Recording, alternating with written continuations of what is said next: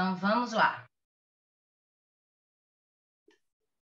Primeiramente, boa noite a todos. Queria agradecer mais uma vez a Autoimune pelo convite para participar dessa preceptoria. E o caso hoje vai ser um caso clínico. Ixi, peraí, tem que passar aqui na tela. Eu vou começar essa sessão de casos clínicos, né? E é um caso de artrite reumatoide com doença intersticial pulmonar associada. Eu trouxe esse tema porque tem uma recomendação recente da Sociedade Espanhola e eu achei interessante compartilhar isso aqui com vocês. Então, a paciente do sexo feminino, 46 anos, casada, empresária, natural e procedente de Fortaleza. Ela tinha tido diagnóstico de fibrose pulmonar há pouco mais de um ano e de artrite reumatoide há quase um ano.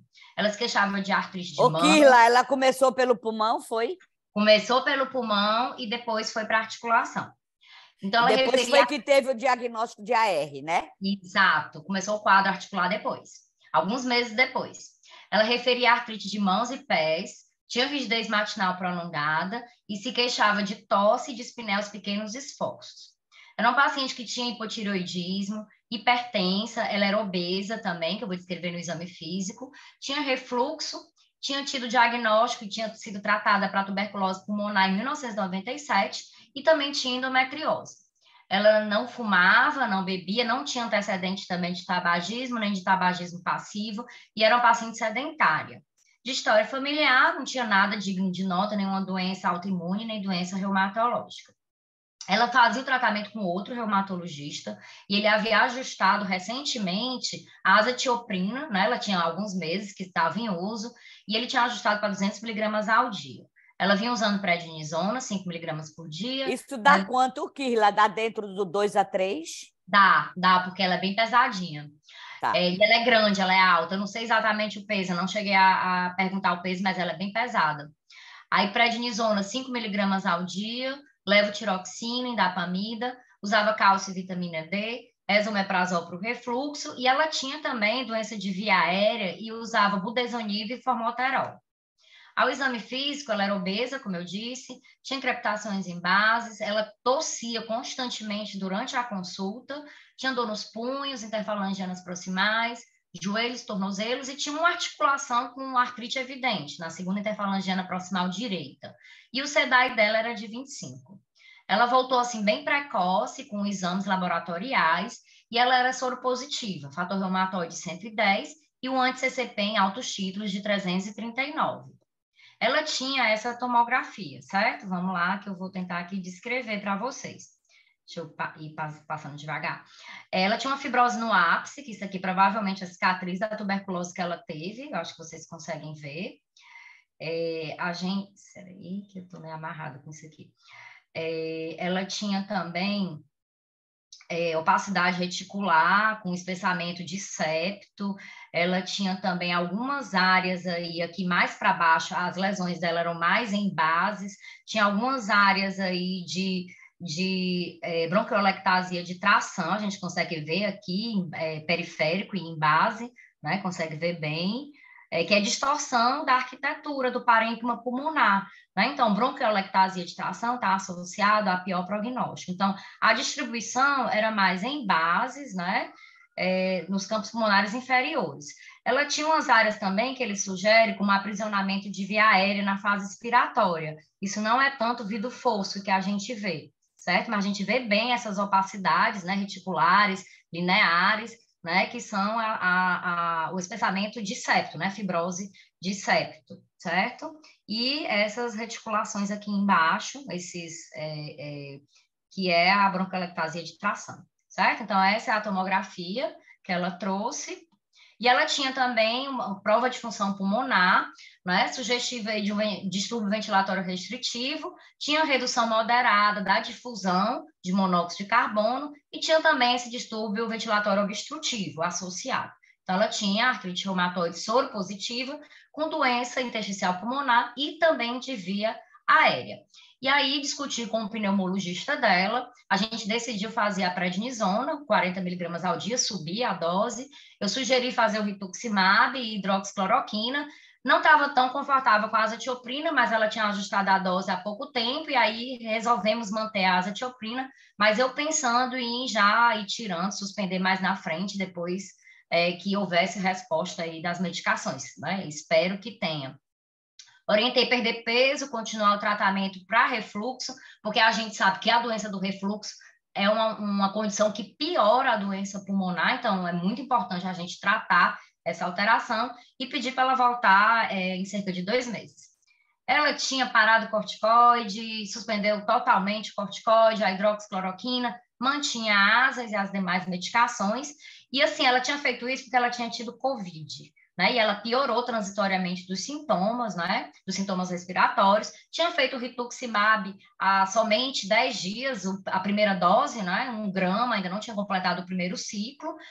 Tinha melhorado transitoriamente do quadro articular, quando estava com a dose de 40 miligramas por dia de prednisona, né? Mas ela voltou muito ruim ainda do quadro articular, em alta atividade de doença.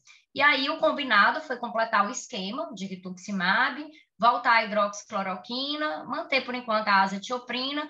Ela não queria aumentar a prednisona, eu também não estava tão confortável em aumentar por conta de infecção, a paciente já obesa, e mantive 5 miligramas por dia. Pedi para ela retornar ao pneumologista, porque ela tinha tido esse Covid, não sei se tinha piorado do quadro pulmonar, e pedi para ela voltar com 3 meses para a gente avaliar tanto o componente articular e também aí o componente pulmonar, associado sempre com a avaliação dele. Ela tinha feito essa espirometria que eu tinha deixado pedido, essa plexismografia, na realidade, tanto de fusão de monóxido de carbono quanto a espirometria, mas ela, assim, não deu para avaliar a resposta terapêutica porque ela tinha parado o tratamento e tinha feito o rituximab há pouco tempo, né? E assim, a lesão pulmonar não tinha piorado, ela continuava com distúrbio ventilatório restritivo, a difusão reduzida moderadamente e mantinha aí o componente também de via aérea, certo?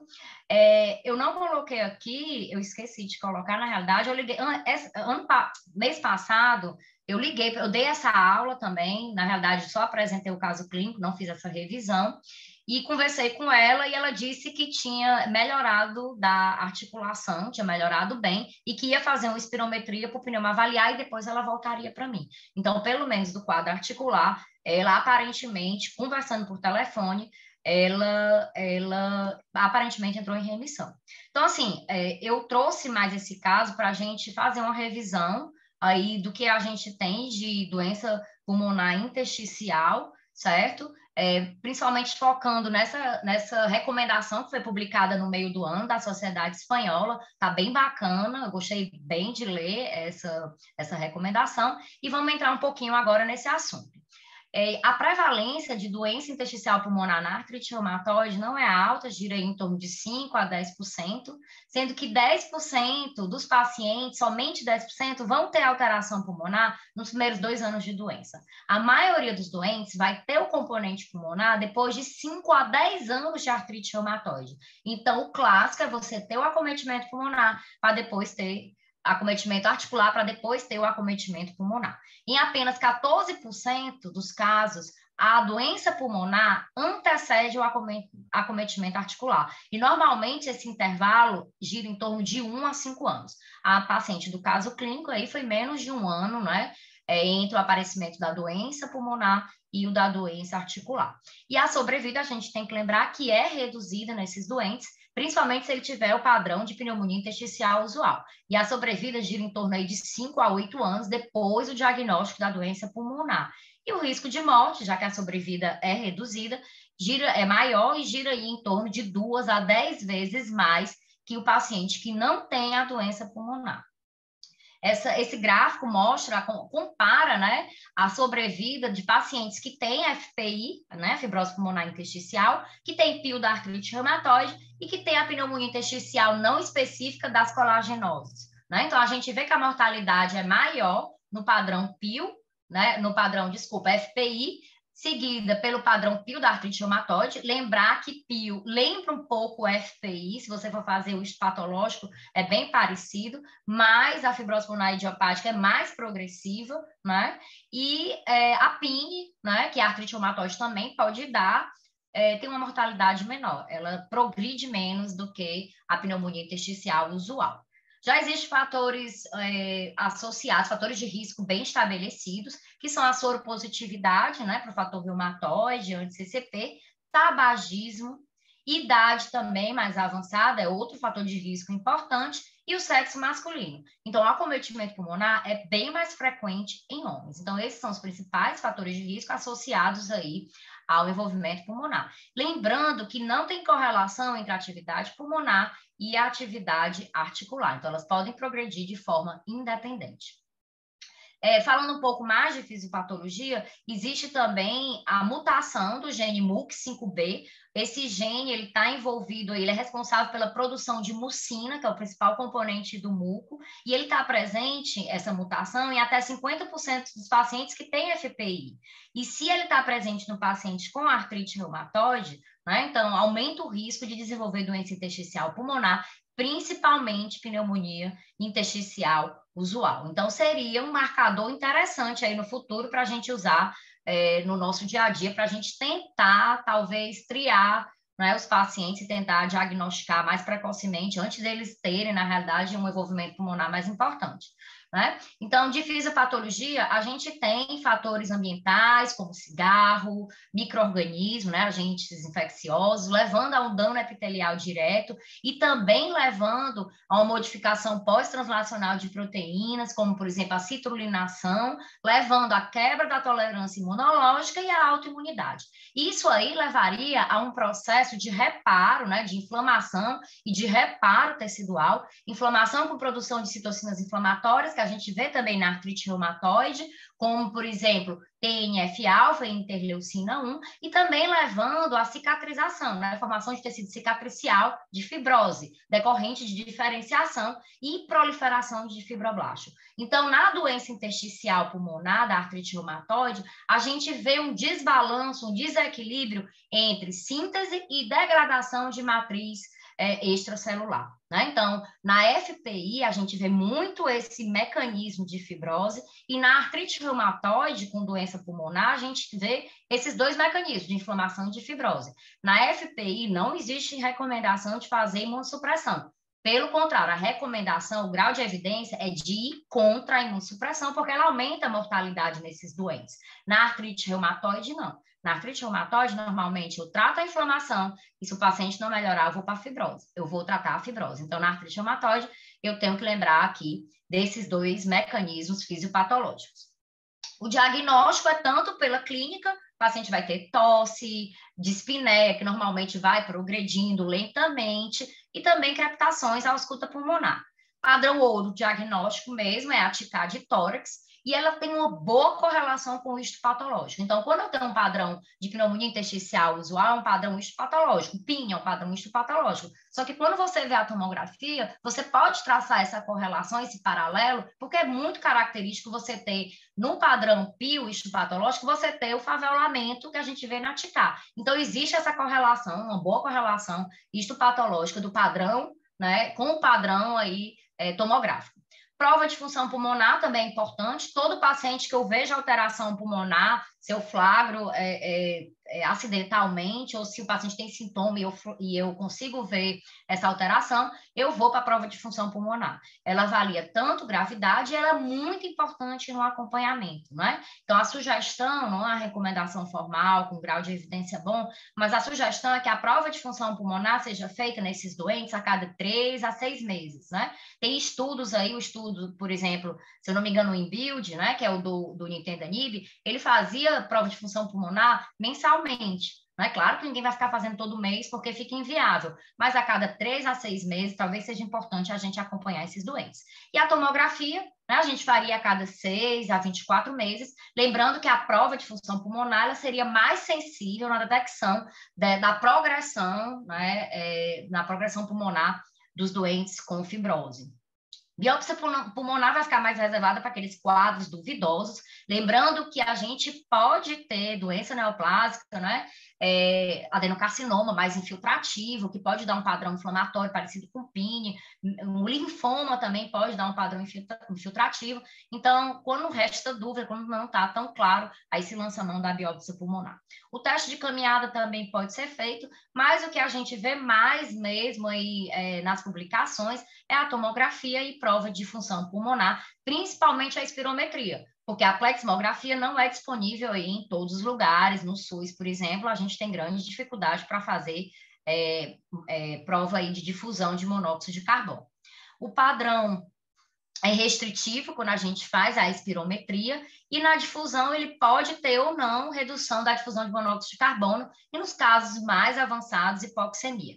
Pior prognóstico quando eu tenho redução da CVF associada aí à redução da difusão de monóxido de carbono.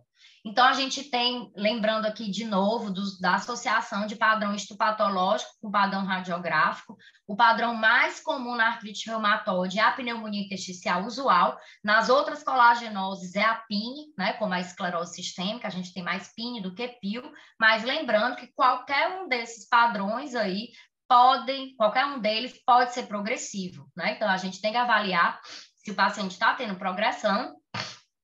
Desculpa, gente. Se ele está tendo progressão, para a gente tratar, né, os que estão progredindo, que estão apresentando piora clínica. A gente pode ter também padrões mistos, pode ter bronquiolite, pneumonia organizante, dano alveolar difuso com aquele pulmão mais branco, mas essas manifestações são mais raras, né? Mais uma vez, a mais comum é a PIL, seguida aí de PIN. E PIL, né, a gente vê opacidades reticulares, favelamento, pouco vidro fosco, distorção arquitetural, né, que são as bronquiolectasias de tração. Você tem a fibrose, repuxa o tecido, fazendo aqueles cistos, né, que indicam um pior prognóstico. E no caso de PIN, a gente tem mais vidro fosco, né, tem opacidades também lineares, irregulares, tem também bronquiectasia de tração e pode haver aquela preservação subpleural. Você vê aquela linhazinha bonitinha, né, no campo aí subpleural. Só mostrando aqui para ilustrar um favelamento de um padrão PIL, né? E o acometimento é mais em bases e também periféricos. Então, a gente vê esses cistos, né? Que lembram um pouco a FPI. Aqui já é um padrão PIN, que a gente vê mais vidro fosco, né? A gente vê também espessamento de septo. Então, o padrão PIN é mais comum é o padrão principal das outras colagenoses, e é o segundo na artrite reumatoide. De tratamento, a gente não tinha uma recomendação de nenhuma sociedade até esse ano, eu acho que em março, a ATS, né, que é a Sociedade Americana de Pneu e de Cirurgia Torácica, lançaram as recomendações para FPI e doença intersticial fibrosante. E aí eles incluíam a artrite reumatoide. Não tinha uma recomendação até o momento específica para a artrite reumatoide. O EULAR e a ACR não tem um protocolo único, um guideline único para a artrite reumatoide. Ele só cita nas suas recomendações, né? A Sociedade Britânica, né? E a Sociedade Espanhola já haviam proposto anteriormente escolher a abatacept e rituximab nos doentes que têm indicação de fazer um tratamento, vamos dizer assim, mais intensivo para o quadro articular, visando também o pulmão, evitando o anti-TNF. Apesar de que os dados são bem conflitantes, né? Eu vou falar um pouquinho mais a seguir. E esse ano, no meio do ano, a Sociedade Espanhola lançou uma recomendação formal aí para artrite reumatoide e doença intersticial pulmonar. Então, foi uma recomendação só para essa manifestação da artrite reumatoide. De um modo geral, assintomáticos a gente não trata, né? Assintomáticos, principalmente não progressivos, a gente vai acompanhar e observar. Vai esperar se ele vai ter ou não, sempre avaliando aí prova de função pulmonar, porque quando o paciente tem sintomas, quando o paciente tem manifestação já na tomografia de tórax, ele já perdeu uma parte da função pulmonar e aquilo não vai voltar, o que é fibrose não volta. Né? Quadros sintomáticos, piora dos sintomas, piora de teste de função pulmonar, a gente tem que estar bem atento e tratar de forma agressiva. Só lembrando um pouco de progressão, de definição de progressão, o que é que hoje em dia, o que é que a Sociedade Espanhola considerou de progressão? Ela pegou emprestado os critérios de progressão de doença pulmonar do INBUILD, que é o estudo do Nintedanib, né, para esses pacientes com fenótipo progressivo, com doença pulmonar progressiva. Né? Então, quais são esses critérios? Fibrose afetando pelo menos 10% do parênquima, a tomografia de tórax, associado ou a uma queda da CVF de mais de 10%, ou então uma queda entre 5% e 10% com piora da tomografia, ou então a queda da CVF entre 5% e 10% com piora dos sintomas respiratórios, ou ainda piora da dispneia associada a uma piora, né, a piora tomográfica da doença intersticial. Então, qualquer um desses critérios aqui, qualquer uma dessas alterações é considerada progressão até o momento, né? Então, se considera progressão, a definição, né, essas alterações. E eu vou entrar agora nas recomendações da Sociedade Espanhola. Eu achei bem interessante porque ele foca só na artrite reumatoide, né, mais uma vez, e ele lançou essas recomendações aqui. Para o tratamento da doença intersticial pulmonar, sempre lembrar aí de fazer um tratamento multidisciplinar. Por quê? Porque o reumatologista vai tratar melhor a articulação do que o pneumo, e o pneumo vai tratar melhor o pulmão que o reumatologista. Então, o ideal é que as duas especialidades conversem e escolham o melhor tratamento. Então, uma abordagem multidisciplinar vai conseguir dar um diagnóstico mais precoce, vai conseguir fazer um tratamento mais precoce, melhorar a qualidade de vida, reduzir mortalidade e também reduzir custos. Então, sempre lembrar de ter um pneumologista para chamar de seu, né? Que nem o oftalmo, a gente sempre tem que ter um colega com afinidade para a gente trocar ideias. Em relação ao metotrexato, o metotrexato, nos últimos anos, caiu por água abaixo, né, aquele conceito de que ele levava, né, ao quadro de doença intersticial pulmonar, fibrose pulmonar. Isso aí caiu por água abaixo, né? Tem meta-análise, revisão sistemática da literatura, mostrando que ele não causa fibrose, mas que ele pode estar associado, raramente, a um quadro agudo de pneumonite intersticial, que seria um quadro de hipersensibilidade. Eu vou falar já um pouco da diferença da pneumonite, né, com a doença intersticial pulmonar. Então, ele coloca que se o paciente tem uma artrite reumatoide inicial, né, na realidade, se você tem a doença pulmonar logo no início da artrite, talvez não seja bom você iniciar com o metotrexato por conta dessa manifestação rara que ele pode dar. Preferir outro DMARD sintético, certo? Agora, se o paciente tem artrite reumatoide e a doença intersticial pulmonar começa depois do primeiro ano de tratamento com metotrexato, então, se começa no primeiro ano, ele tem que ser temporariamente descontinuado até que seja estabelecida uma causa para aquele quadro pulmonar. Né? Por quê? Porque o metotrexato, o quadro de pneumonite que ele pode dar, normalmente é no primeiro ano de tratamento. Então, ficaria aí essa dúvida, né? E o ideal seria a gente dar uma pausa, pelo menos temporária, no metotrexato. Tá? Agora, se o paciente já toma o metotrexato há muito tempo e ele desenvolve a doença intersticial pulmonar, provavelmente você vai poder manter o metotrexato sem problema, que aquilo ali não deve ceder, tá? Inclusive, o metotrexato, vários estudos já apontam que ele reduz a progressão, né, de doença intersticial, ele retarda o aparecimento da doença intersticial pulmonar. Então, essa história de que ele causa fibrose pulmonar já foi, né? Ele pode causar uma pneumonite, e isso é visto em 0,3% dos pacientes. Então, uma taxa de prevalência bem baixa, tá? E a doença intersticial, né, acomete aí, dependendo da literatura que você for ver, até 30% dos doentes. Mais uma vez, a pneumonite é um quadro agudo ou subagudo que normalmente começa no primeiro ano de tratamento, em média, normalmente aí com 6 a 8 meses de uso da medicação. Já a doença intersticial pulmonar, da artrite reumatoide, começa depois de 5 a 10 anos do começo da doença articular. A pneumonite do metotrexato pode vir associada à febre ou não, tosse seca, né? E normalmente a progressão é rápida para a insuficiência respiratória, né? Se você não parar a medicação, o paciente vai evoluir com pior e piora rápido. Já a doença intersticial pulmonar, o paciente vai progredindo lentamente, né? Então, são essas as principais diferenças entre esses dois acometimentos pulmonar do metotrexato, né? E da artrite reumatoide. Se o paciente com artrite reumatoide requer terapia biológica e tem a doença pulmonar, o que se recomenda é o abatacept ou então o rituximab, porque eles são medicações que parecem ser seguras, as mais seguras dentre os biológicos, e até com algum certo grau de evidência de estabilização, pelo menos, do quadro pulmonar. Agora, se você não pode fazer o abatacept ou rituximab, ou porque o paciente teve algum evento adverso, ou o paciente falhou, aí você lança mão do anti-L6 ou então do inibidor de JAK, que parece ser mais seguros aí do que o anti-TNF-alfa, né? Então, o anti-TNF-alfa ainda é um pouco controverso, tem vários estudos que mostram aparecimento de doença intersticial, piora de doença intersticial com o uso dele, tá? Mas não, e até o momento, tem outros estudos também que mostram que eles não estão associados, mas até o momento não tem evidência conclusiva para quando você usa ele, o paciente está bem, para você fazer a suspensão da medicação, certo? Você não vai fazer ele quando o paciente tem doença pulmonar, mas se o paciente está bem com doença pulmonar estável, você também não precisa suspender. Em relação ao glicocorticoide, a gente não vai usar tanto na PIL, só no caso mais de exacerbação aguda. A gente vai usar mais naqueles padrões que tem mais inflamação, como, por exemplo, PIN, pneumonia organizante, pneumonia intersticial linfocítica, e aí o glicocorticoide pode sim ter benefício, né? Então, e sempre lembrar de usar na menor dose e pelo menor tempo possível, tá?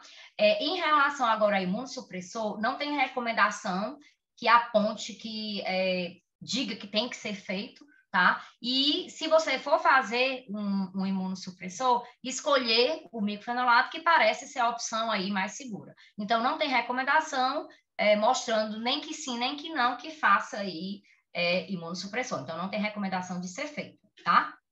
Em relação ao fenótipo fibrosante progressivo, aquele paciente que está piorando do quadro pulmonar e tem esse acometimento aí ou de PIL ou de não PIL, você pode associar o nintedanib, que é um antifibrótico. A pirfenidona ainda não é aprovada, né, em pacientes com artrite reumatoide, mas talvez saia aí nos próximos anos também a recomendação. Só lembrando que a recomendação do nintedanib, na realidade, não é na artrite reumatoide em si.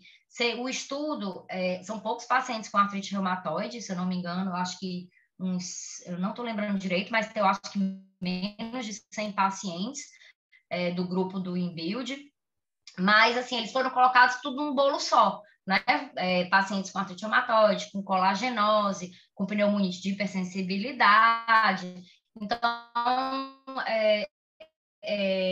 o trabalho que mostra melhora, né, da progressão é, de um modo geral, né, na doença progressivo. Pulmonar, você vai ver se ele está assintomático, se ele está estável, você não vai precisar tratar especificamente o pulmão. Se você vai tratar articulação, o ideal, quando você vai tratar articulação, é você não começar com metotrexato, né? Ele recomenda começar com outro DMARD, como, por exemplo, a lefunomida. Se for precisar de um DMARD biológico, preferir o abatacept ou o rituximab, e depois, se for preciso, trocar aí por o anti-L6, inibidor de JAK, e o anti-TNF você tem que individualizar. Então, seria aí a última opção. Tá? Agora, se o paciente tem um quadro clínico importante, está piorando clinicamente, a primeira coisa que vai fazer é separar nos dois padrões. Ou ele tem pneumonia intersticial usual, ou pneumonia intersticial não usual, é inespecífico, né? Então, a gente separa esses dois pacientes e o fluxograma a gente usa para o mesmo paciente que tem PIN, que tem pneumonia organizante, a gente usa esse lado aqui. Para PIL, a gente não usa glicocorticoide, a não ser na exacerbação aguda. Lembrando que a exacerbação aguda lembra muito a exacerbação aguda da FPI, que tem mortalidade também aumentada. Você vai acabar fazendo antibiótico também associado, porque você não sabe se tem um componente infeccioso, também descompensando o quadro pulmonar, né? Um quadro mais grave. E você acaba fazendo também glicocorticoide. Se o paciente está progredindo, né, associar aí o nintedanib. E a recomendação para a DMARD é igual àquele que eu falei anteriormente. Individualizar o uso do metotrexato, tentar usar outro DMARD sintético, se for para o biológico, preferir rituximab ou abatacept, e aí vai. No caso do padrão não PIL, tá? está recomendado, você pode fazer o glicocorticoide oral mesmo, você vai fazer pulso, tanto de metil e também pode fazer de ciclofosfamida nos casos mais graves, né? Então, a gente reserva o glicocorticoide nos padrões mais inflamatórios, menos fibróticos, certo? E a recomendação em relação à DMARD sintética e à medicação biológica é semelhante. E aí a gente vai trocando de acordo com a necessidade, né? E lembrando também que o nintedanib também pode ser usado nesse lado aqui de não pio, tá? Se o paciente também está progredindo, né? E se o paciente com tudo isso não melhorar, vai acabar indo para o transplante pulmonar, né? Mortalidade aí bem alta. Lembrando que a gente tem que fazer também o tratamento, recomendar esse tratamento adjuvante, parar de fumar, controlar também fatores ambientais que podem, alérgenos, né, que podem estar piorando aquele quadro, o manejo da doença do refluxo. Então, os pacientes têm que tentar perder peso, comer melhor, usar IBP, procinético, né? Então, a gente tem que lembrar disso.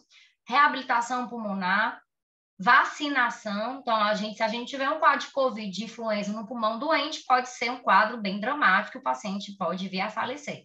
Então, sempre lembrar de vacinar. Oxigênio, às vezes, se faz necessário, e também, em último caso, o transplante pulmonar. E de mensagens para levar para casa, fazendo um resumo, a artrite reumatoide tem diferentes padrões de acometimento, né? Pode ter, inclusive, interseção de um padrão com o outro.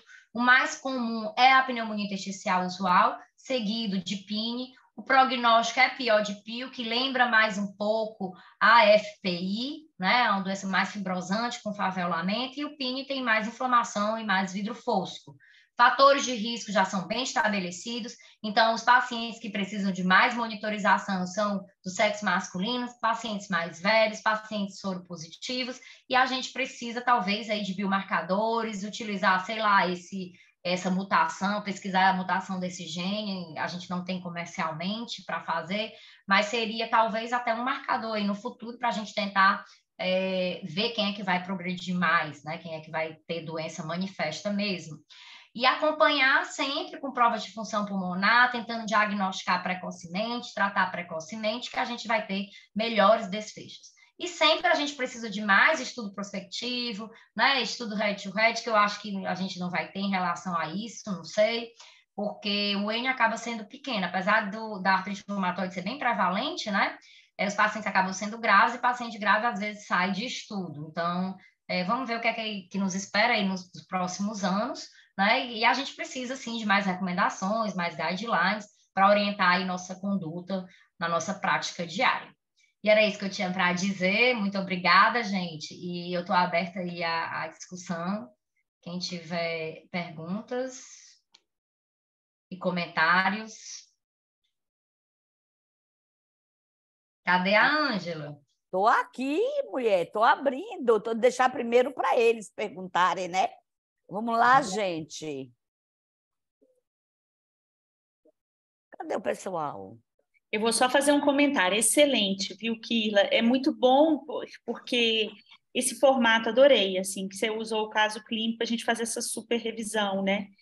E eu sempre, quando vou estudar o assunto, eu fico pensando no metrixato, quanto e quanto tempo, né? Ele foi o vilão, nada como um dia após o outro, né? Exatamente. Eu aprendi que ele dava fibrose pulmonar. E hoje em dia ele protege contra a fibrose pulmonar, né? Inclusive protege coração também, né? Risco cardiovascular, né? Diminui a inflamação, melhora tudo, né? Melhora redução da atividade, né? Mas muito bom, adorei. Parabéns, muito bom. Obrigada. Você conseguiu fazer um geral em pouco tempo, adorei. Muito bom. Obrigada. E aí, Keila. alguém que... Boa noite, Keila. É Rodrigo, tudo bom? Oi, Rodrigo, tudo bom? Oi. Ei, eu achei essa sua aula top e eu fiquei interessado nesse estudo que você publicou aí da Sociedade Espanhola, eu acho, bem de bacana. Reumatologia. É o que a gente Foi quer desse ler. ano, né? É desse Foi desse ano. ano. Porque o da ATS é muito confuso, é extenso, ele mistura FPI com colagenose, com esclerose sistêmica, e assim, a artrite reumatoide estava órfã de recomendação para pulmão. E aí a Sociedade Espanhola escreveu como a gente está acostumado a ler e estudar, igual, assim, bem parecido com as recomendações do EULAR, né? Então, assim, a gente já está habituado a esse estilo de leitura, então fica bem fácil para a gente. Mas achei massa também essa questão da prioridade de qual biológico escolher, né? Essa sequência que ele mastigou, deixou bem organizado, né? Muito, muito massa aqui, né? Massa mesmo. Exato. Parabéns. E lembrando que o rituximab e a abatacept são os biológicos que têm menos associação com infecção, né? Então, tem meta-análise que mostra que são mais seguros. Então, até pensando em pneumonia, sei lá, né? Talvez seja mais interessante mesmo. Irla, foi ótimo, adorei, aprendi muito, fiz um monte de anotação. Eu até me surpreendi com os poucos estudos do tocilizumab. Acho que quando você foi ver a referência, né, dessa revisão aí da literatura do pessoal da Espanha, eles têm menos referência no uso do tocilizumab do que a abatacept e rituximab. Daí talvez ainda não tenha uma recomendação Exato. mais formal do tocilizumab, que é uma grande tendência agora em doença pulmonar intersticial de uma forma global, Na né? esclerose sistêmica, né? Exatamente. Exato. Eu acho que é questão de tempo. Porque, assim, Tempo. melhora a inflamação, vai melhorar o pulmão. Eu acho que também, que nem inibidor de JAK na doença cardiovascular. Eu acho que, no final das contas, não sei se vai ter tanta... Porque ele melhora a inflamação, a tendência é melhorar também desfecho cardiovascular. Não sei, vamos esperar aí o que é que aparece nos próximos anos, né?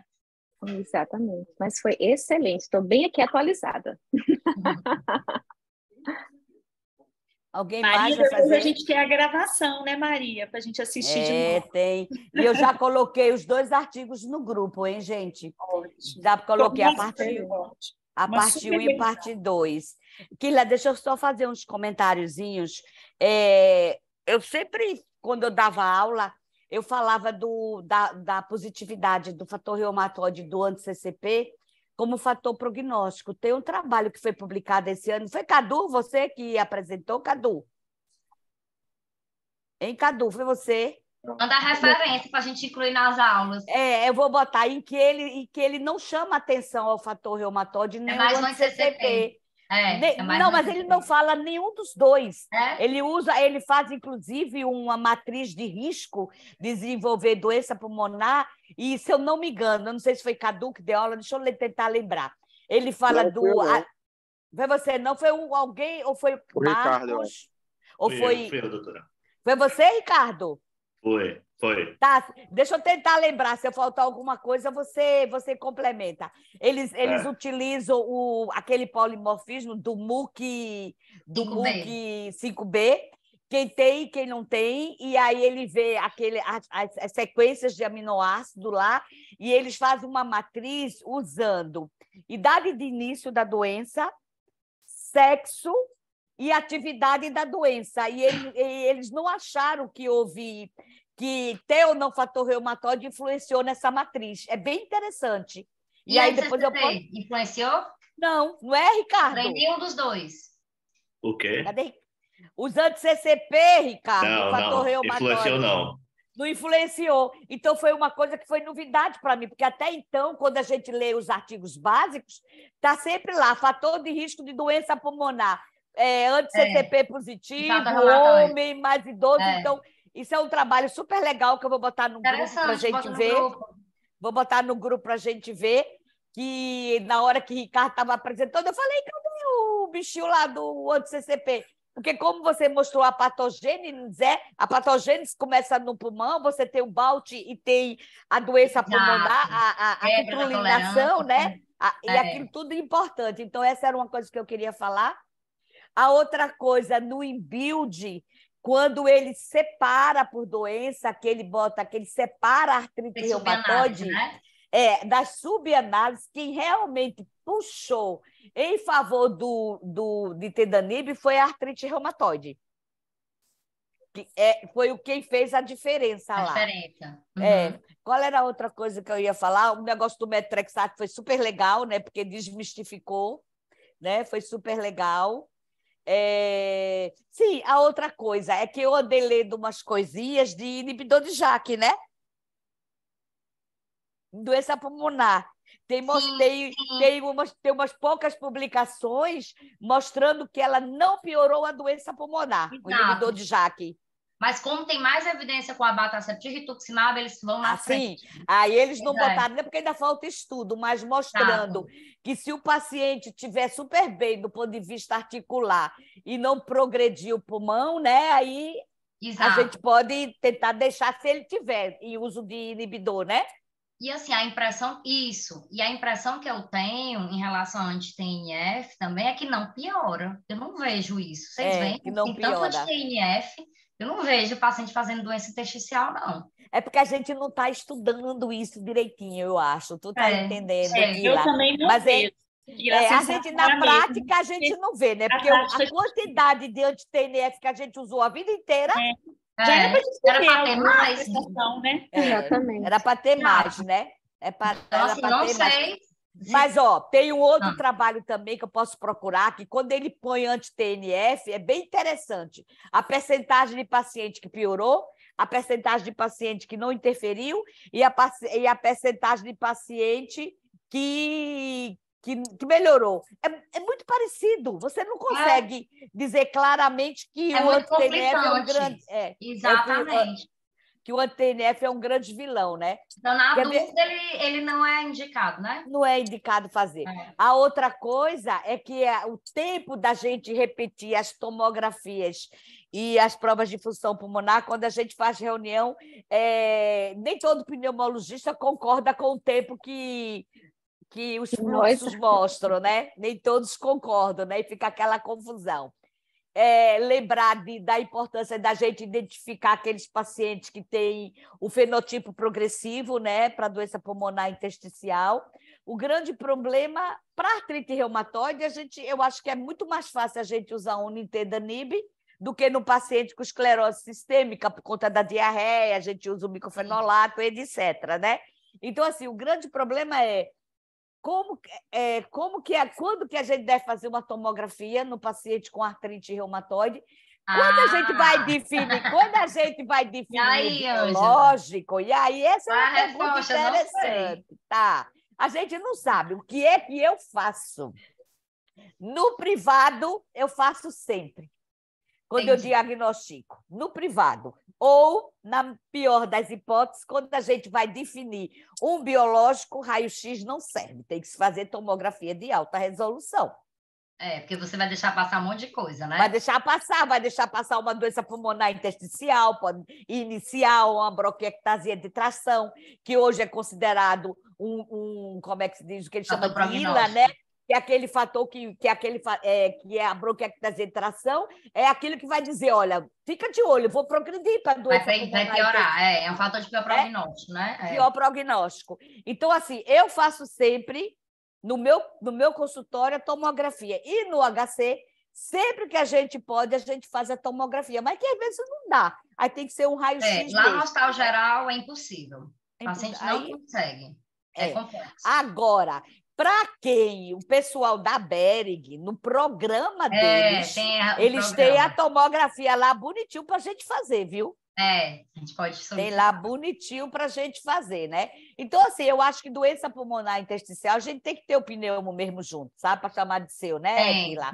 Tem, porque eles vão avaliar os predictos, quanto que variou, né? De quanto que variou, de quanto que foi a queda. Eu não domino isso aí. Assim, eu particularmente não domino, por mais que Ricardinho ensine a gente aqui... É impossível a gente dominar como pneu, porque ele vê várias no mesmo dia, a gente vê quantas no mês? Nenhuma, assim, menos de uma por mês.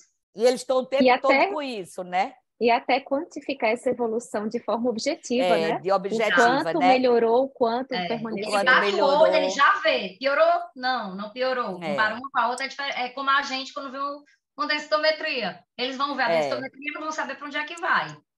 Ô, Keila, tu tá na comissão de AR? Tô. Lembra da reunião que a gente fez lá no Congresso? Não são as diretrizes para pneumo que o pessoal quer fazer? Para doença pulmonar, né? A brasileira, né?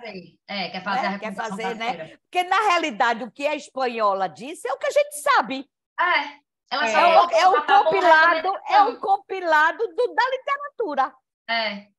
Mas fez a primeira recomendação. Mas fez, né? Saiu na frente da gente, entendeu? Mas é exatamente o que a gente aprendeu de pulmão na artrite reumatoide. Exato. Agora vai ter um estudo, eu não sei se vocês viram, que assim, é interessante, né, gente? Porque a gente fica baseando tudo na literatura internacional. Tem um estudo multicêntrico que já está acontecendo, brasileiro, só de doença intersticial pulmonar na AR. tem várias cidades envolvidas, vai ser um negócio bem legal, assim, já deve estar quase terminando. Eu não estou participando, Bacana. não. É aquele estudo, é um estudo Berta, não sei se vocês viram, que tem o Eu pessoal não da estou participando também, não. Não, nem aqui. eu também não, mas aqui tem um centro aqui em Brasília, e tem vários locais no Brasil todo, tem todas as regiões, e é o pessoal da Reumato junto com o Pneumo, então acho que vai ser bem rico, assim. Vai ser o primeiro estudo, né, que a gente vai ter com a questão no Brasil, né, gente? Porque a gente fica tomando essas decisões. Legal, né? Então vai ser legal. A gente precisa das coisas da gente, né? Então achei muito Doutora legal. Ângela, tem uma Oi. pergunta no chat para a senhora. Para mim? Oxe, cadê? Tem, a doutora Ângela pede a tomo quando há queixa respiratória na R, então. Ah, não. É uma Deixa eu pergunta. explicar. A Ângela vai, Não, eu sempre que defino o diagnóstico de artrite reumatoide no meu consultório, para eu já ter o meu painel, para eu trabalhar tranquilo, eu peço sorologia de hepatite B, de hepatite C, de HIV, vejo uma tomografia de tórax, porque aí eu já estou tranquila para Delineando o trabalhar perfil esse do paciente. paciente. Então, isso aqui na vida privada. Na universidade, é mais complicado. Na universidade, a gente não faz de rotina isso. A gente vai pedindo à medida que é necessário, né? Agora, se você tem um paciente de artrite reumatoide de início tardio, essa tomografia tem que ir lá. E se for homem, tem que estar lá. tem que ficar mais atento. E outra Entendeu? coisa também, se recomenda screening para câncer de pulmão em quem fumou, em quem é tabagista, né? Então, seria uma forma também de fazer screening para doença intersticial pulmonar. Então, a gente tem que pensar nisso aí também. E tem a tomografia de baixa, como é que chama? Baixa, como é, Ângela? Baixa radiação, né? Que você pode que é de alta resolução com baixa irradiação, com baixa, né? com baixa radiação. Numa das reuniões com o pneumologista de São Paulo, que aí foi um quebra-pau danado, não, porque tomografia vai fazer mal, não sei o que lá. Aí, quando eu me posicionei, eu fiquei tão feliz que o Pereirinha, que é um cara super famoso, né, do pulmão, ficou do meu lado e disse que dá para fazer, que não vai irradiar e que é o melhor exame, que é o exame de escolha. Foi feliz. Eu estou aqui procurando esse outro trabalho que o Ricardo apresentou. Ricardo, tu tem fácil ele? Achei, Ricardo. Precisa não, já achei. É a Risk, deixa eu ver como é o nome. A Risk Score to Detect Subclinical Rheumatoid Arthritis Associated Interstitial Lung Disease. Vou botar no grupo agorinha também. Perfeito. Aí ele, no final, ele faz aquela matriz bem legal, entendeu? No final ele faz uma matriz. Bem legal esse aqui. Irla, a gente teve um paciente lá no hospital universitário, na UFPB, ele até faleceu recentemente. E era uma artrite reumatoide, um homem já idoso, assim, acima de 65 anos. Olha o que está dizendo. Ai, calma, para tudo. Para tudo. É um jovem, jovem de 65 anos. Tô brincando. Não, mas é sempre boa essa lembrança, doutora Ângela, que eu já estou... Olha, toda vez que eu estou na reunião, que o pessoal começa a falar, um idoso de 60, acho que me dá uma dor no peito, sabia? Mas tudo bem. Não, já aprendi. Vou me acostumar. Aprendi agora, já está anotado. Mas, Keila, só para falar essa lembrança que eu tive durante a sua aula, que esse era um paciente bem emblemático para mim em relação à artrite reumatoide, doença pulmonar intersticial. Por quê? Porque além dele ter isso, ele começou a desenvolver, tinha uma hernia de longa data e começou a desenvolver uma esclerodactilia, uma fibrose. E aí eu fiquei invocada com aquilo, aí pedi até biópsia de falange média, o pessoal viu que tinha fibrose de verdade e na tomografia de alta resolução ele começou com um padrão PINI.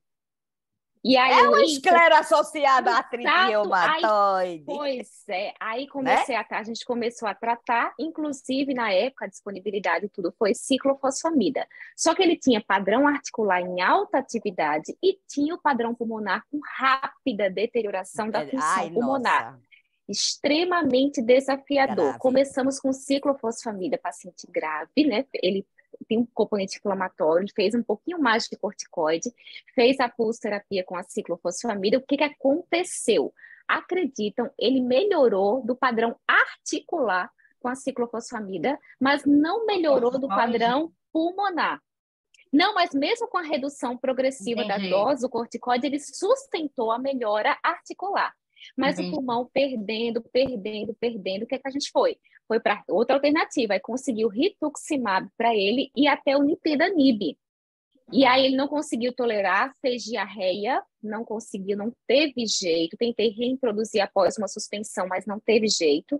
E ele no rituximab melhorou um pouco do pulmão e piorou muito do articular. Olha que loucura, olha como o reumato é uma loucura, né? Uma caixinha de surpresas, né, gente? Não é? E ele queria me matar. Ele fez, doutor, eu quero a ciclofosfamida, eu não quero o rituximab. Só que a minha preocupação, eu fiz, o senhor não vai morrer do quadro articular.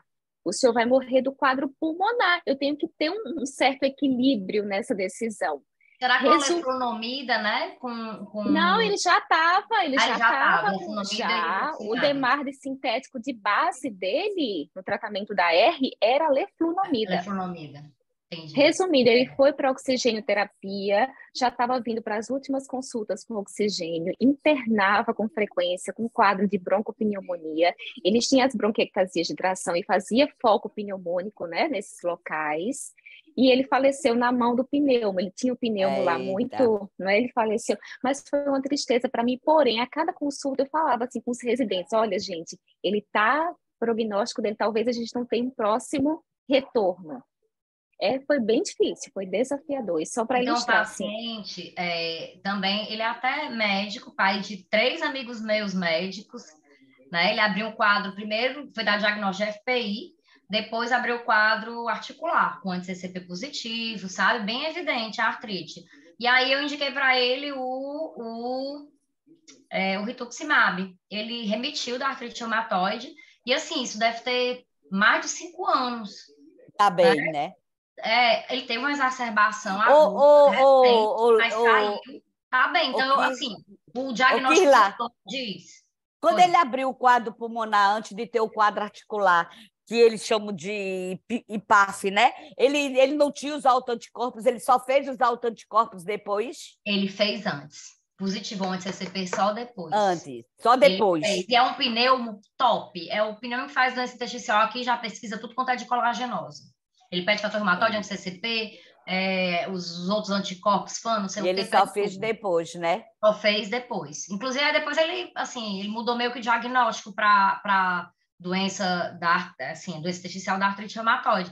E pela progressão, né, que o paciente tá controlado, deve ser mesmo doença intersticial da AR, porque FPI é mais progressiva, né? Ana, Ana Carla, esse teu paciente, como ele começou com PIN, né? E o PIN é mais do padrão da esclero, né? Agora, mas ele foi mudando, o padrão. Né? Será que esse teu paciente, se tivesse feito autotransplante, né? Como é que é aquele, o que faz o transplante, né? O autólogo. O autólogo, né? Talvez, né?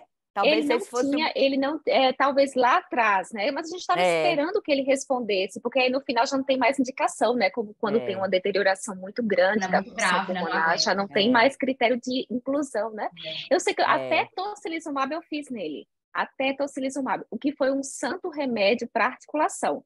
Foi quando ele queria voltar nesse caminho, ele queria voltar para a ciclofosfamida, eu quis, não vou tentar uma terceira droga, e aí foi tocilizumab. Então, ele foi a óbito usando o tocilizumab e 0 SEDAI 0. SEDAI das 28 era zerado. Zerado, né? Bichinho. É porque você, quando junta uma artrite reumatoide com uma esclera e faz um pulmão, você junta só coisas ruins. Né? Só tem aquela história, ruins. Né? Tem aquela história que tem coisas que você junta coisas ruins, né? Quando você junta coisas ruins. Uma delas é a artrite reumatoide, o pulmão e a esclera. É uma superposição trágica. Pessoal, queria aproveitar para perguntar, já que vocês estão abrindo o leque aí para outras opções. Esse seu caso aí, Ana Carla, vou falar de um caso que eu tive até na universidade, mas não era artrite reumatoide, era uma dermatomiosite amiopática que abriu com BUP. Então, nesse caso, eu lembro que fez pulso de corticoide, de ciclo, também não respondeu. E aí eu sei que ele usou imunoglobulina. E ele teve uma resposta, assim, anedótica, espetacular com imunoglobulina. Então, eu queria abrir para perguntar para vocês se vocês já tiveram uso de imunoglobulina para doença intestinal pulmonar, alguma experiência. Nesse caso era BUP. Tinha diagnóstico, o biópsia descartou TB, descartou neoplasia e ficou com uma bronquiolite obliterante, né? Com pneumonia organizacional. Não tenho nenhuma experiência. Bem não, E nem na... Rodrigo. Não, né? E nem, Não. nem nenhum arquivo, Agora né? Para fazer sim, uma talvez. revisão, uma revisão de literatura que eu fiz na época, parece que tinha pouquíssimos casos que usava e era tudo resultado anedótico, assim, era coisa de exceção, sabe? Assim, não sei se porque é caro, porque, enfim, não é a Eu primeira escolha, eu né? não tive com dermato, eu tive com, como é que se diz? Ela abriu um quadro pulmonar super grave, era Jô positivo, mas ela não tinha mão de mecânico, ela destruiu o pulmão. Na época que a gente começava com ciclofosfamida, era uma paciente que era uma ponte, Goiânia e Recife, porque a família dela era de lá. A gente começou aqui, ela foi para lá, que assim salvaram, me esqueci o nome do médico que cuidou dela, do reumatologista, e ela não respondeu bem a ciclo. Eles fizeram gama-globulina com rituximab, e vocês acreditem se quiser. Ela tinha uma destruição de pulmão, uma desorganização, arquitetura, e isso reverteu. Vocês acreditam? Olha aí. Era uma paciente jovem, você está entendendo? Ela passou um tempão tomando imunoglobulina todo mês e o rituximab de 6 em 6 meses. Acho que uns 4 ou 5 anos. Depois ela ficou bem. E a doença, ó. Interessante. Ela chegou a ser dependente de oxigênio. É esse caso também, ele usar oxigênio. Eu Interessante. perdi o segmento, eu não sei se está vivo não, o paciente, mas eu lembro Essa que eu ele acho que inicialmente está melhorou. viva, né? Porque ela terminou ficando sem oxigênio, a gente saiu tirando. E, nossa, eu tenho, inclusive, todos os exames dela. E ela tinha duas coisas que na época, eu li na literatura, que são considerados fatores de pior prognóstico: ferritina elevada e anti-Rho positivo. Ela tinha essas duas coisas também. Era uma doença pulmonar com Jô1, anti-Rho, ferritina e, assim, acabando o pulmão dela, assim, Uma paciente destruindo. com anticorpo, né? Então, imunoglobulina, provavelmente.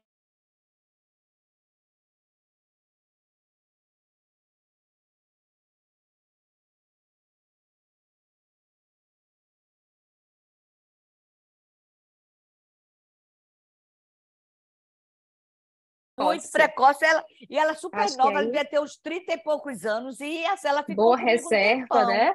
Boa reserva Boa pulmonar. reserva, ela inflamou, e desinflamou. recuperou, você está entendendo, recuperou. Ela era oxigênio dependente, assim, era um caso assim inacreditável para mim, né? No Massa. momento que a gente não tinha Milagroso. tanto recursos, que a gente não sabia de muita coisa, né? Que saía juntando.